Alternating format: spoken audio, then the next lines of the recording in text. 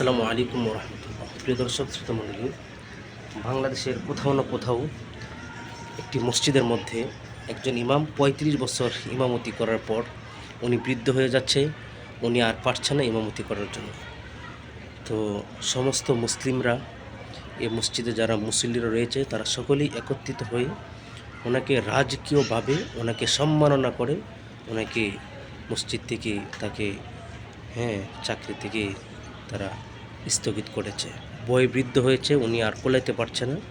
তো আমরা চাই বাংলাদেশের প্রত্যেকটি মসজিদের মধ্যে যিনি ইমাম রয়েছেন, দীর্ঘদিন ইমামতি করছেন, ওনাকে যেন এভাবে রাজকীয়ভাবে ওনাকে যেন সম্মাননা করে ওনাকে যেন বিদায় করা হয়। কোনো মসজিদ থেকে আপনারা এভাবে একজন আলেমকে অসম্মান করে এভাবে আপনারা বিদায় করতে পারবেন না, বিদায় করবেন না।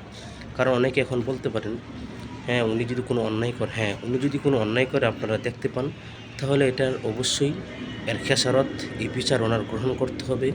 যদি এমন কোনো অসামাজিক যদি কোনো কাজ করে থাকে, তাহলে ওনাকে সমাজ থেকে লাঞ্ছিত হয়ে আপনারা বের করেন, কোনো আপত্তি নেই।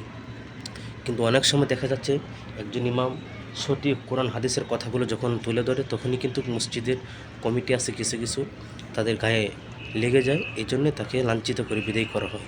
এই কাজটা আপনারা কেউ কখনই করবেন না। সকলে ভালো থাকবেন। আসসালামু আলাইকুম।